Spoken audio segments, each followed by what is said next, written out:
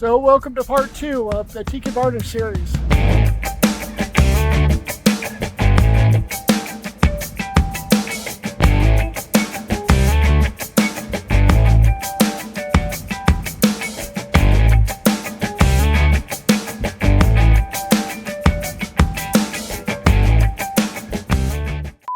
Another beautiful day here in San Diego. Behind me you'll see that the teak is looking really good. I say I probably have maybe 7, maybe 8 coats on there. Probably going to put another coat on today, and I'll show you what that looks like afterwards. Also going to show you a couple other parts that I started working on, and I still have a lot more teak to work on, but I'll probably finish this set up probably today. May do a light sanding in a few days and one final finish coat, but I'd say we're just about there. And it looks fantastic, and while it's been a lot of work, it's been super rewarding. So let me show you some other areas that I'm going to be working on, as well as kind of what this looks like for now.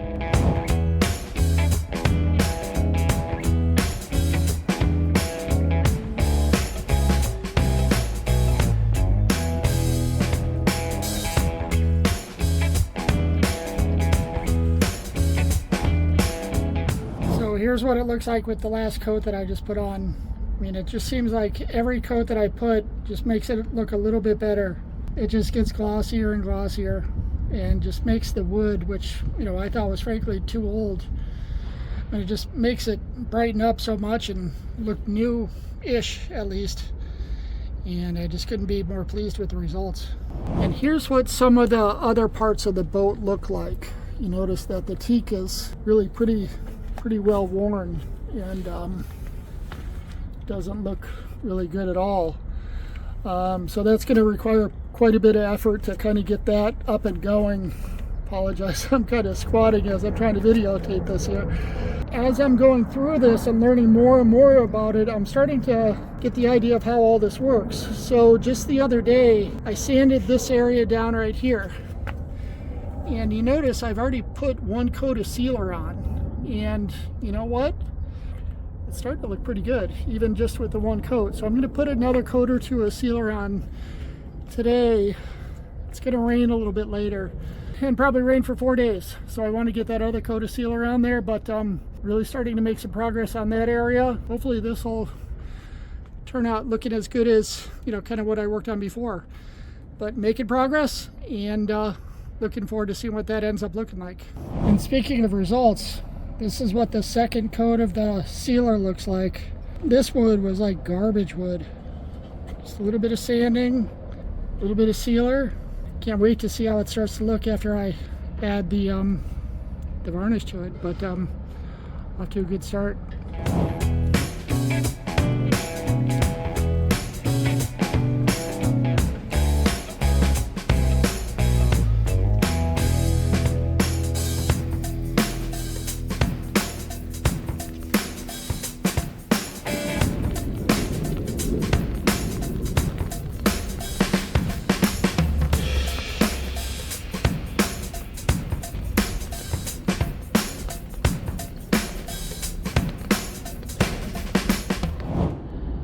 So look here, looks like as much as the weather could throw at it, it poured last night, like over an inch of rain, and got a little bit of water droplets sticking around, but absolutely no staining whatsoever. I am like very thrilled about this. The fact that it hung up, didn't do any damage whatsoever. Seems to have held on. Seems like it stuck around. No problems whatsoever. Looks like we're gonna be okay. So I guess there's a lot to update you guys with. There's been quite a bit that's taken place since the last time that I got on camera here. So we basically finished up almost all of the wood inside, I guess the deck area here where you captain the ship from, and it's held up great. I mean, I couldn't be more pleased. But that's not really the exciting part of what's taken place over the past 2 weeks. I've had two people come aboard and sail with me over the past couple weeks. The first was my friend King, and King is a guy that I hired several years ago to work with me when I was at a software startup. And over the years, he's become a good friend, and he was out in town for a trade show, and he really wanted to spend some time and go sailing with me. So I took him out sailing. We had a blast. It wasn't a whole lot of wind. He got a chance to drive the boat a little bit. I got a chance to drive as well, obviously, and to work the sails. And man, it was just so much fun spending that much time with him. I'll go ahead and insert the video right here.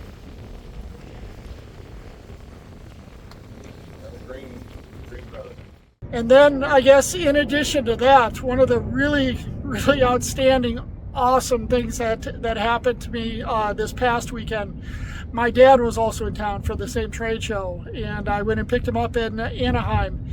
And my dad and I, you know, we've been very, very close at times in our lives, and then there's other times where we kind of drift apart. You know, he's always meant a lot to me. He wanted to come and spend some time this weekend and see the boat and that type of stuff. So picked him up at Anaheim as well, drove him down to San Diego, got a chance to look at the boat, and he just thought it was so cool. He just liked the charm of the boat. He acknowledged that there's a lot to do to really make it, you know, shine and be super awesome, but nonetheless, he thought it was just such a cool boat. And then the next day, took him out sailing, and while he's not like old or anything like that, he just kind of seemed overwhelmed with, you know, having to work winches and steer and all this kind of stuff. So while he got a really nice ride out of it, I really got the opportunity to single hand the boat. So I did all the steering, I worked all the winches, did all the tacking, docking, undocking, all of that type of stuff, which was a huge confidence builder for me. I mean, it really showed me that I can do that stuff.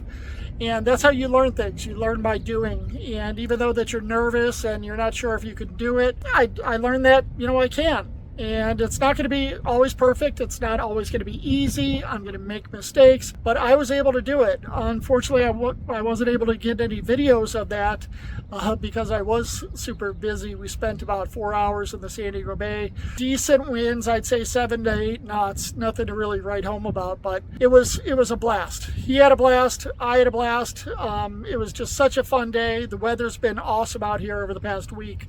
Been able to spend some time enjoying the boat, spent a little bit of time working on the boat, and actually there's going to be some changes taking place with my spot here in the marina. I'll tell it to you here in just a minute. Hold on a second. So King, tell me, what's it like to be sailing? Oh man, it's great. It's beautiful here in the sunny San Diego. My old boss Dave, it's been amazing being on Destello Verde. Having a great time. Yeah, how's the wind today? Wind is, now it's pretty good, but earlier we were barely moving. Yeah, we were stuck in like what, 1.2 knots? For the whole knot going. Yeah. Now we're at 5.7. 5.7, moving. Yeah. Nice Joining and some races soon enough. Nice and heeled over, I see too. It looks like we're at what, maybe 15, 20 degrees or something like that? A little angle here. Yeah.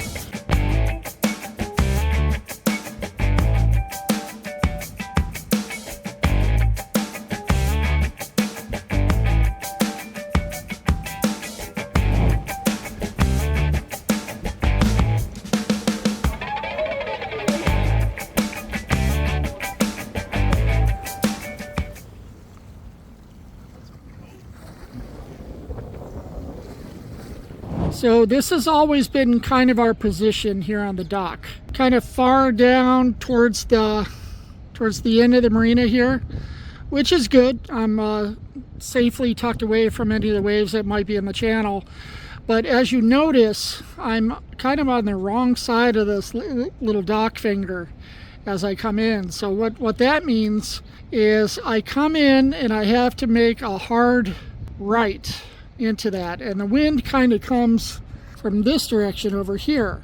So turning into the dock, I kind of have to have enough speed to get in, but not so much speed that I kind of overshoot. So I have to do a controlled coast and then kind of kick it into reverse while in neutral and kind of use prop wash to help me get across and be able to get the full length of the boat up against this side of the dock. Now, it's not impossible, but it would be much better to have this position, because it would actually just allow me to still make that right turn, but I'd be on the other side of the finger here, and it would well, I'd have a boat on the other side here. Just all in all, it'd be an easier docking maneuver. So that's what's happening. You notice here, this Catalina sailboat, kind of worse to wear.